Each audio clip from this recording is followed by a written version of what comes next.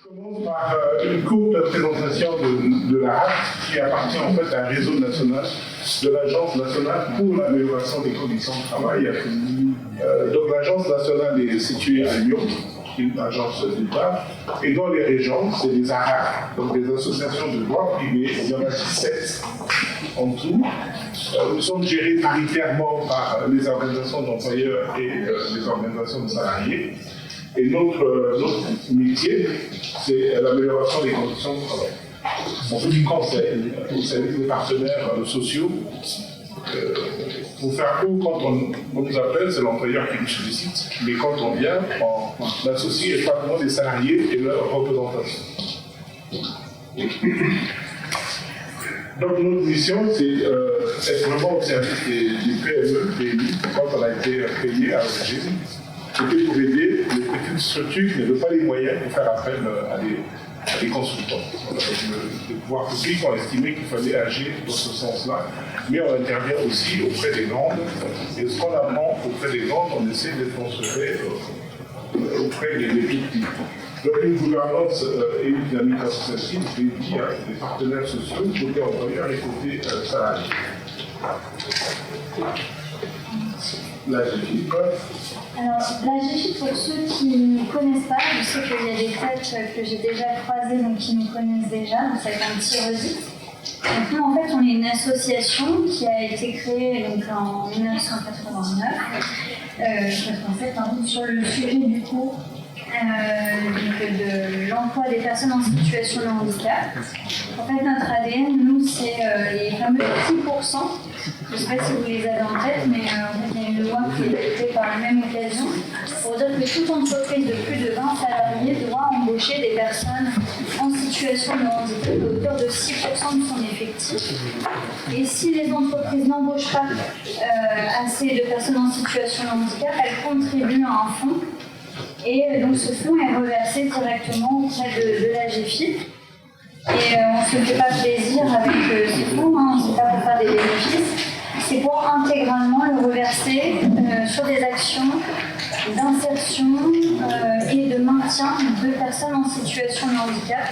Donc en fait, on couvre un large catalogue d'aides et de prestations pour tous les demandeurs d'emploi, travailleurs handicapés, jusqu'aux salariés en maintien dans l'entreprise. Le but étant de couvrir en fait l'ensemble du parcours du salarié de manière financière pour soutenir soit la personne elle-même, soit l'entreprise. Et on a aussi, depuis 2018, internalisé ce qu'on appelle une offre de conseil et d'accompagnement auprès des entreprises. Donc notre job, en fait, nous on est 4 référentes entreprises au sein de la Normandie. Notre job, c'est d'aller dans les entreprises et de les accompagner à construire un plan d'action sur leur politique handicap. Et puis après, on va intervenir dans l'accompagnement selon les besoins de l'entreprise. Ça peut être sur des temps de sensibilisation, ça peut être sur de l'orientation vers les bons partenaires, puisque nous, on est facilitateurs.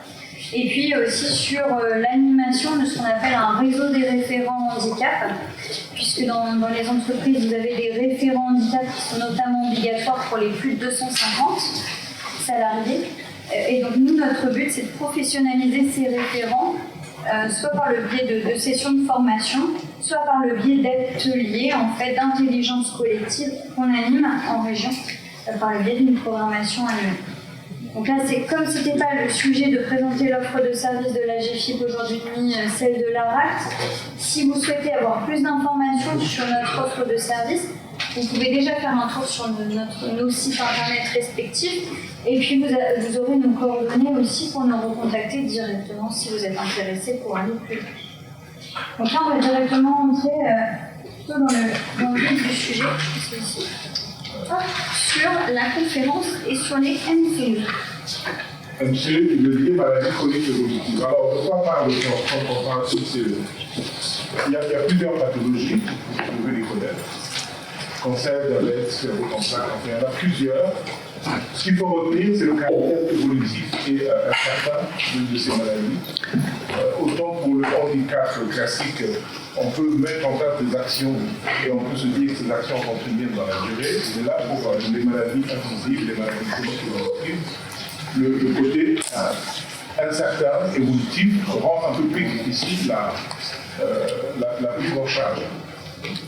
En tout cas, c'est des maladies qui se caractérisent par à la fois des causes, à la fois la sévérité, la durée d'évolution,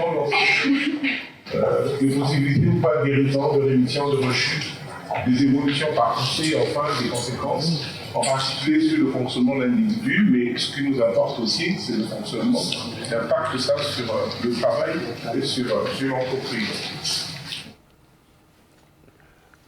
S'intéresser aux maladies chroniques évolutives, c'est surtout s'intéresser aux effets de ces maladies au travail. Sachant que la plupart de ces maladies ont les mêmes effets au travail. Dans l'entreprise, vous n'êtes pas censé connaître la pathologie dont souffre le salarié, le collaborateur. Par contre, vous pouvez vous intéresser aux effets de ces pathologies sur le travail. En tout cas, il y en a de plusieurs ordres, d'ordre physique, psychologique et social. Et si je cite, par exemple, d'ordre physique, c'est la fatigue, et puis le retentissement psychique, donc le stress, les douleurs, et les risques d'exclusion sociale et de désinsertion professionnelle. Je voulais aussi vous parler un peu de la santé au travail. Généralement, quand on parle de santé au travail, on pense aux maladies professionnelles, aux accidents du travail. On pense donc aux maladies, aux difficultés qui sont générées par le travail et son organisation. Mais dans la santé au travail, il faut aussi intégrer les maladies extra-professionnelles. On a un exemple très parlant, c'est la Covid, qui est une maladie extra-professionnelle, mais qu'on a vu qui a eu un impact important sur le travail et son organisation. Donc, exemple de maladies professionnelles, les troubles musculo-squelettiques, les risques psychosociaux. Mais on sait que beaucoup d'entre nous venons au travail avec nos soucis perso de santé. Et nous sommes nombreux, effectivement, à avoir des difficultés de santé. On verra peut-être des chiffres tout à l'heure. Mais ce qui est important, c'est de dire aussi à l'employeur qu'à un moment donné, il faut que ça devienne aussi une question de préoccupation pour l'employeur. Parce que potentiellement, ça concerne du monde et potentiellement, ces gens font partie de l'entreprise, font vivre l'entreprise, ces gens ont des compétences. Donc il faudrait aussi, je pense que l'employeur en fasse aussi son souci, sa préoccupation. Donc ça, je passe vite parce que c'est ce que j'ai dit à peu près. Et pour vous illustrer finalement l'intérêt d'aller sur ces sujets et des fois la difficulté qu'ont les employeurs pour aborder ces sujets, je vais vous raconter une expérimentation qu'on a faite dans les Hauts-de-France, dans les espaces ressources cancer. On est parti sur la question du cancer, donc qui est aussi une maladie chronique évolutive. Et nous sommes allés travailler dans les espaces ressources cancer pour commencer à parler retour à l'emploi. Alors, dans les espaces ressources cancer, on y retrouve les personnes qui ont suivi, qui souffrent du cancer, mais c'est après les soins oncologiques. Donc, les gens, les usagers, fréquentent ces espaces pour trouver des soins de support. Et on s'est dit, c'est peut-être l'occasion de commencer à parler retour à l'emploi, même si ce n'est pas la préoccupation des personnes à ce moment-là précis. Mais néanmoins, la question du retour se pose, et plus on anticipe cette question, mieux sera le retour à l'emploi. Et on n'est pas les seuls, en tout cas l'initiative a été prise par l'ARACT, mais on s'est coordonné avec les autres acteurs de la santé, donc je cite la GFIB, je cite le Cap Emploi, je cite le service social de la CARSAT, je cite les services de santé au travail, dont le médecin du travail. On a aussi eu des médecins conseils de la CPM. Donc l'idée, c'était d'aller ensemble, finalement, pour rendre lisible et pour se coordonner, pour répondre aux interrogations, aux craintes, aux préoccupations qu'avaient les usagers dans ces espaces ressources cancer. Alors, dans un premier temps, on a essayé d'identifier effectivement les craintes, les interrogations qu'avaient ces usagers. On aimerait connaître les acteurs, la santé au travail. On en entend parler, on entend des normes, on ne sait pas ce qu'ils font. On aimerait échanger autour de certains dispositifs, certaines notions. C'est quoi le rôle du médecin du travail quand on est malade? Est-ce que c'est le médecin traitant qu'on consulte? Est-ce que c'est le médecin conseil? Est-ce que c'est le médecin du travail? Qu'est-ce qui prépare la visite de pré-reprise? Et puis finalement, quand je vais retourner au travail, est-ce que je serai encore au top de ma forme? Est-ce que je pourrai encore répondre aux exigences du travail? Est-ce que je vais travailler à temps complet? Est-ce que je vais travailler à temps partiel? Ça va être quoi mes revenus? Et aussi, finalement, le regard des autres, donc la relation interpersonnelle, il y a toujours le filtre dans le regard de l'autre, comment les autres vont me considérer. Donc voilà, l'ensemble des questions que les usagers avaient. Et puis on s'est aussi aperçu que l'entreprise aussi a besoin d'être informée, sensibilisée. Parce que si on fait le travail que dans l'espace ressources cancer auprès des usagers, finalement, quand la personne retourne dans l'entreprise, il y a un décalage entre elle et l'entreprise. Elle aura fait un bout de chemin, mais l'entreprise, finalement, sera restée là où elle avait laissé l'agent. Donc il est aussi important que l'entreprise ait la même information, que l'entreprise puisse aussi participer à ce travail. En tout cas, on a donc ramené aussi les entreprises à venir converser dans les espaces ressources cancer avec les usagers. Évidemment, une fois qu'on a identifié ces interrogations, ces questionnements, on a essayé de répondre tous. Donc on a organisé des temps d'échange entre les acteurs de la santé au travail et les usagers dans les espaces ressources cancer. Donc on a organisé des temps dédiés. Il y avait un temps pour la RAC, il y avait un temps pour la CARSAT, il y avait un temps pour le Cap Emploi, il y avait un temps pour le service de santé. Il y avait un temps pour le service de santé au travail. Alors, la RAC, par exemple, dit, à travers le cancer, on va essayer d'aborder l'ensemble des maladies chroniques évolutives et ce que je disais au début, les effets de ces maladies au travail. L'idée, c'est de déculpabiliser le salarié en lui disant, pour vous, c'est le cancer, mais pour un autre collègue, c'est peut-être le diabète, c'est peut-être la sclérose en plaques. Et donc, du point de vue de l'employeur, ce n'est pas la maladie comme telle, mais c'est plus l'ensemble des maladies chroniques évolutives et donc les effets de ces maladies au travail. Et donc, responsabiliser également l'employeur. Ce discours, quand on le porte auprès du salarié, quelque part, ils se sont libérés. Parce qu'il y a quand même une forte culpabilité des personnes en disant « Oui, mais je suis malade, c'est encore moi le problème, je vais donner de la charge de travail aux collègues, comment ça va se passer ?» Non. L'idée, c'est de lui dire « Occupez-vous de vous, soignez-vous, vous allez faire votre part, mais l'entreprise aussi devra prendre sa part. » La CARSAT, notamment le service social, dit nous, c'est important qu'on puisse repérer les personnes de façon précoce pour pouvoir apporter l'aide nécessaire. Donc la prise en charge globale de la personne du point de vue social, familial et professionnel. Enfin, le Cap Emploi vient avec un ensemble de dispositifs, un ensemble d'outils qui sont mis au service du patient et de l'entreprise, justement pour favoriser le retour à l'emploi. Parmi ces outils, on pourra citer l'essai encadré, on peut citer les bilans professionnels. Et donc, c'est une pléiade d'outils qui existent, qui sont mis à la disposition des personnes et des entreprises, mais ces derniers ne sont pas toujours au courant au fait de l'existence de tous ces outils-là qui sont véritablement des aides. La notion de handicap, par exemple, on a beaucoup échangé là-dessus, parce que les gens ressentent une forme de culpabilité de dire qu'ils sont handicapés. C'est comme si on vous collait une étiquette, en fait, sur le front. Non.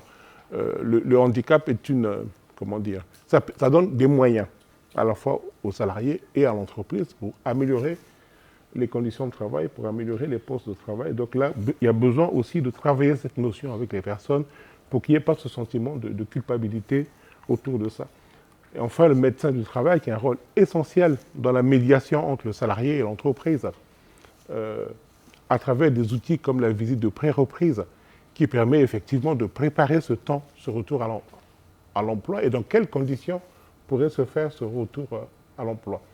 Et là aussi, c'est important de tout dire au médecin du travail, justement, ne pas avoir de secret avec son médecin pour qu'il puisse justement jouer ce rôle de médiation avec l'employeur, qui lui aussi a besoin d'être rassuré, qui aussi a des questions par rapport à la reprise de l'emploi du salarié. Enfin, l'espace ressources cancer. Je me permets juste d'intervenir sur cette partie-là. Je rajouterais que dans la réforme... Je rajouterais dans cette partie-là, sur la réforme, il y a aussi maintenant le rendez-vous de liaison qui permet aussi un échange avec le salarié, l'employeur et le médecin du travail. Et donc dans le but de maintenir l'emploi. Donc notamment parce que jusqu'alors la pré-reprise ne m'est demandée que par le salarié, le médecin conseil, le médecin du travail éventuellement mais effectivement l'employeur est toujours exclu. Et là pour le coup, ça permet quand même un vrai échange et garantir une meilleure reprise pour le salarié. Je compléterais juste par rapport à la loi, maintenant le médecin du travail peut déclencher une visite de pré-reprise. Donc, ce qui fait que s'il est contacté par un employeur, souvent, on peut proposer de rencontrer le salarié. L'une des questions, c'était aussi, est-ce que je fais une seule demande? Est-ce que je peux en faire plusieurs? À quel moment je fais la visite de pré-reprise? Est-ce juste au moment où je suis prêt à reprendre le travail? La réponse, c'est en fait, vous la faites, cette demande, quand vous sentez nécessaire. Dès que vous commencez à enclencher une réflexion sur votre reprise à l'emploi, vous pouvez commencer à faire cette visite. Vous pouvez en faire plusieurs aussi. Donc ça, c'est des choses quand même importantes qu'on avait emmenées auprès des usagers, des ERC. Et enfin, vraiment, l'ERC, qui a joué son rôle d'espace ressources, qui a été vraiment le pivot pour les personnes. Et finalement, on s'est aperçu, mais ça, c'est les patients qui nous ont envoyé ça, en disant, bon, le médecin oncologue, il soigne la tumeur, il soigne la maladie. Mais là, moi, je suis une personne, je ne suis pas qu'une tumeur. Et là, en venant là, en ayant l'ensemble de ces réponses, finalement, on s'occupe de moi, on s'occupe de ma santé, en tout cas la santé du point de vue de l'OMS, tel que le définit l'OMS. Espace, ressources, cancer. Alors, c'est une originalité des Hauts-de-France. C'est des lieux que le Conseil régional finance, en fait, pour permettre aux malades, après des soins oncologiques, d'avoir des soins de support. Ça existe ailleurs, mais ça ne s'appelle pas ERC.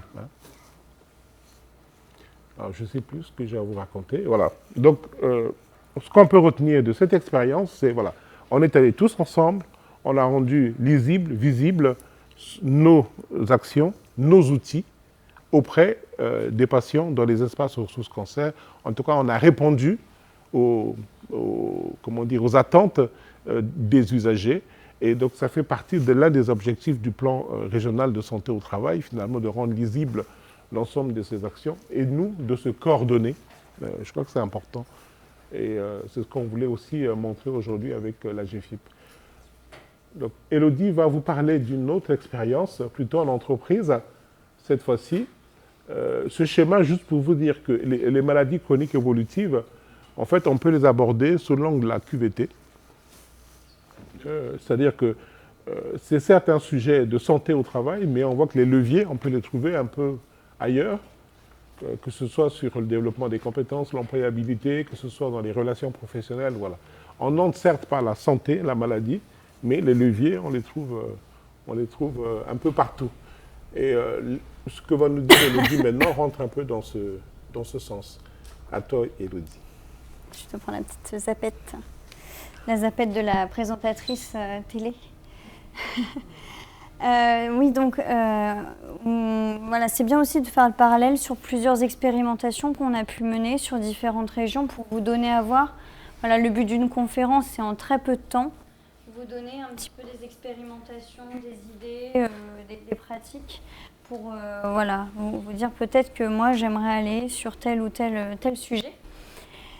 Du coup, expérimentation normande sur les maladies chroniques évolutives. En fait, nous, à la GFIP, on ne connaissait pas la RACT Normandie. On ne travaillait pas du tout ensemble. Pourtant, on est deux organismes qui se ressemblent. On est organisme paritaire, on est associatif, on est petite équipe en proximité sur les régions.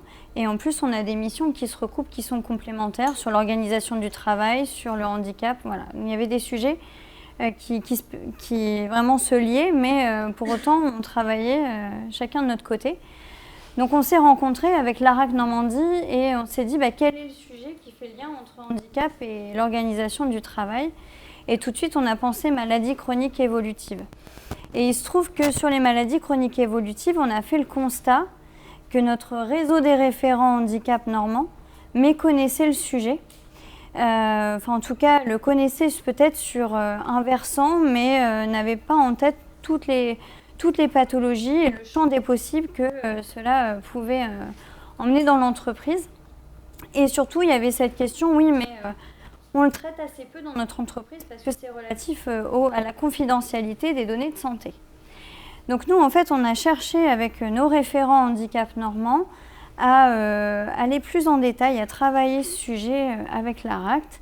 Et donc, on a proposé un premier webinaire de définition du sujet. Voilà, qu'est-ce qu'une maladie chronique évolutive? Quels impacts ça a sur le travail? Puisque nous, notre angle d'attaque, il est bien sur le travail et sur le collectif de travail.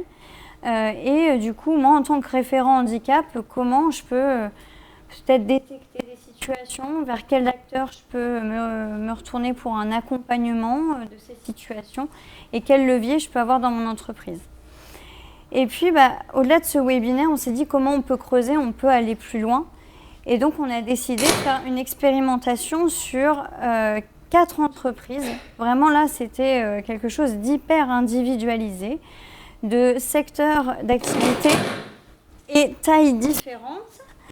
Le but étant de pouvoir, à la fin de cette expérimentation, avoir un plan d'action vraiment clé en main, opérationnel pour l'entreprise.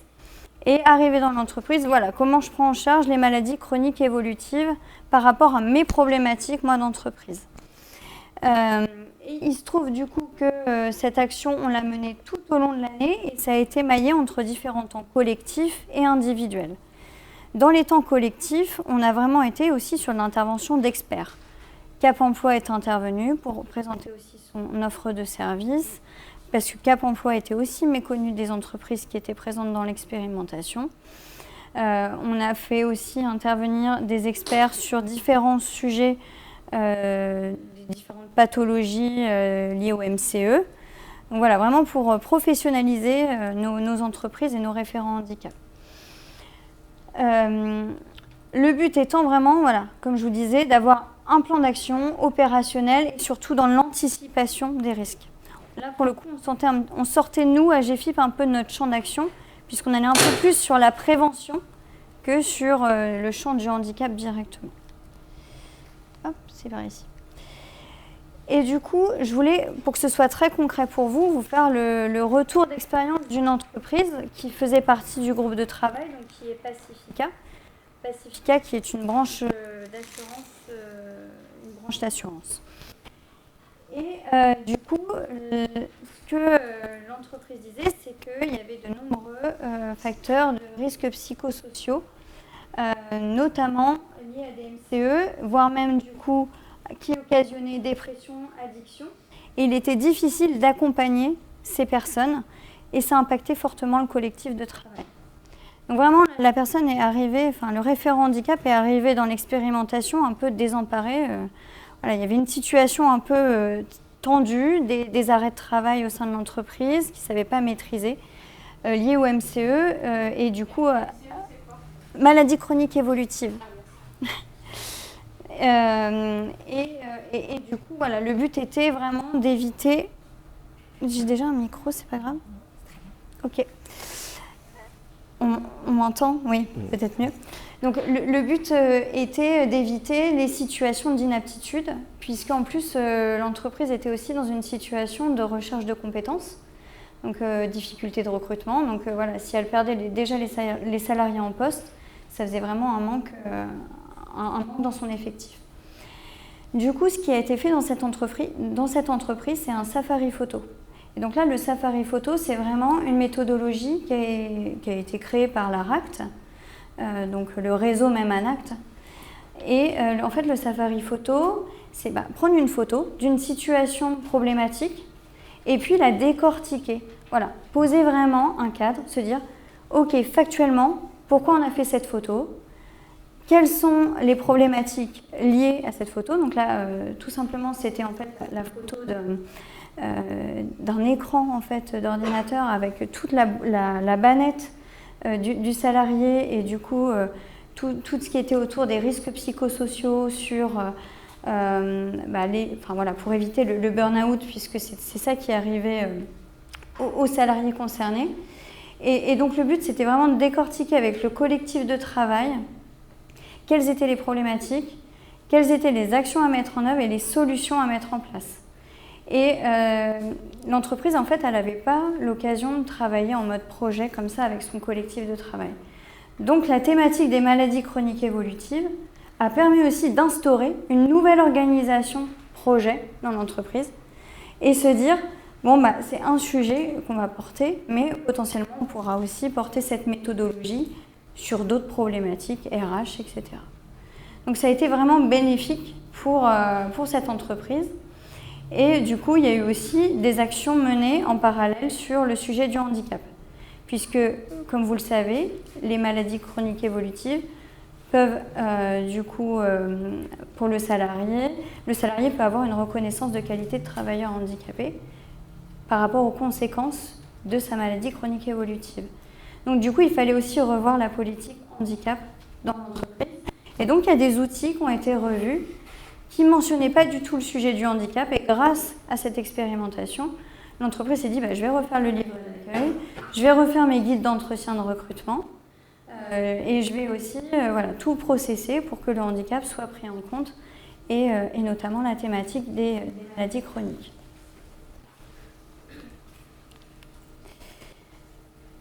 Donc comme on doit aller un petit peu vite et qu'on veut laisser la place vraiment à vos questions si vous en avez, juste on voulait clôturer, je vais aussi laisser parler Antoine, sur des outils qui existent pour vous, pour du coup sensibiliser notamment. On est plutôt sur la sensibilisation, de la communication sur les maladies chroniques évolutives. Donc nous à la GFIP on porte ce qu'on appelle des Active Box. Peut-être qu'il y en a qui les utilisent déjà aujourd'hui. Je sais que il y a des personnes qui sont inscrites sur l'espace collaboratif. Ces Active Box, en fait, c'est un kit de communication avec des vidéos expériences, des affiches. Et vous avez aussi un guide collaborateur, un guide référent handicap qui vous permet d'avoir des éléments de langage, notamment sur les maladies chroniques évolutives. On a une Active Box. Et on a aussi du coup des jeux, des témoignages que vous pourrez retrouver sur nos espaces ressources. Donc voilà, c'est des choses qui sont libres d'accès, qui sont gratuites pour vous et que vous pouvez déployer un peu clé en main dans votre entreprise. Donc n'hésitez surtout pas à les utiliser. Et puis peut-être pour les outils de la RACT.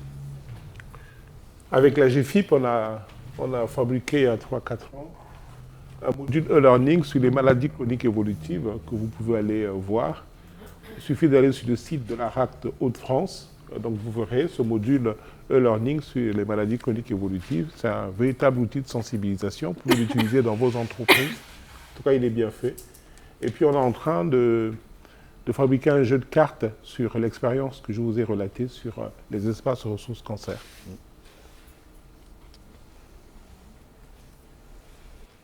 Voilà pour nous. Je pense qu'on a tenu le timing, j'espère. Parce que je sais que vous avez des ateliers à 16h. Et beaucoup de questions. Et du coup, voilà, c'est si vous avez des questions, parce qu'on allait un peu vite, donc n'hésitez pas à les poser. Peut-être, je ne sais pas si je vous donne le micro. Allez.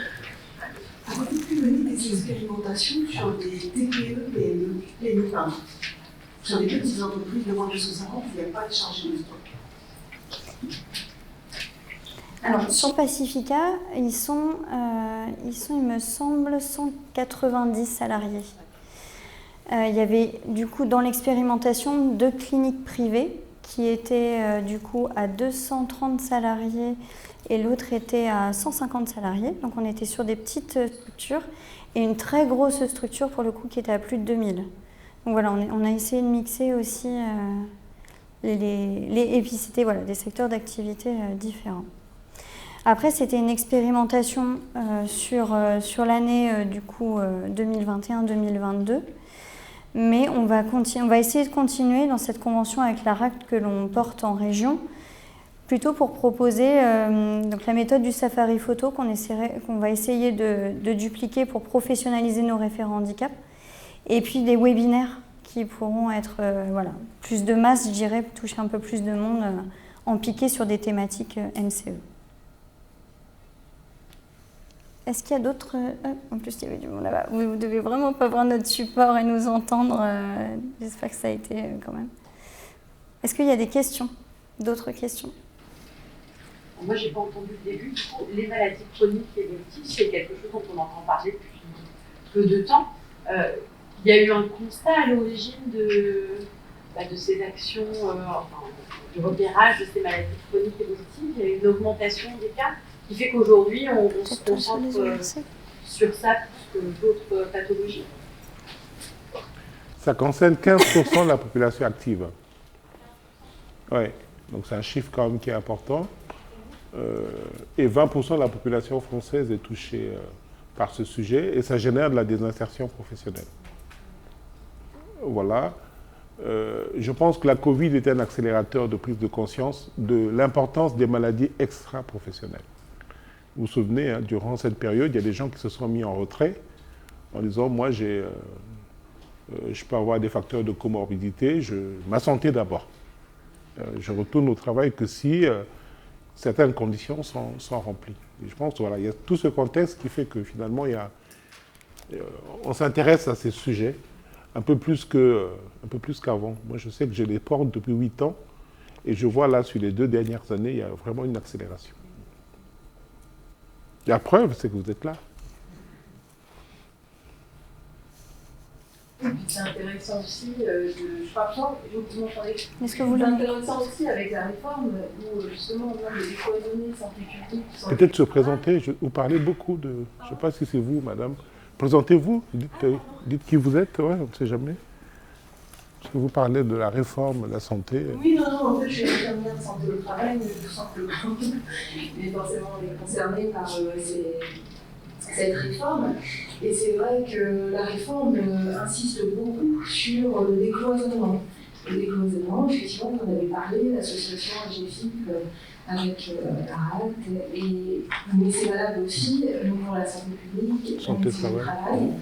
On rentre un peu là-dedans, c'est vrai que je pense qu'on certainement le Covid, certainement l'inscription, et voilà, c'était juste pour dire que c'est vraiment, pour ce que vous dites, c'est aussi dans le cœur de ce qui est impulsé par la réforme.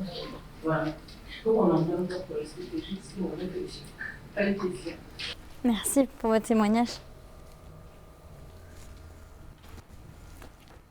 Donc, ici, aujourd'hui, il y a 15% de la population active qui a une maladie chronique évolutive. Ici.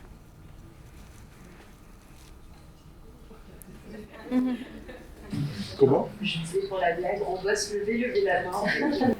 Non, mais ça va marcher. 15%, voire plus.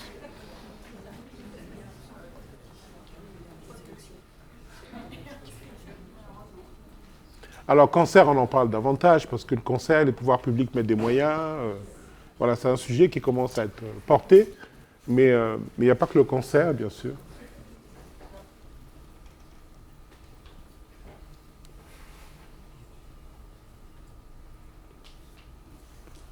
Bon.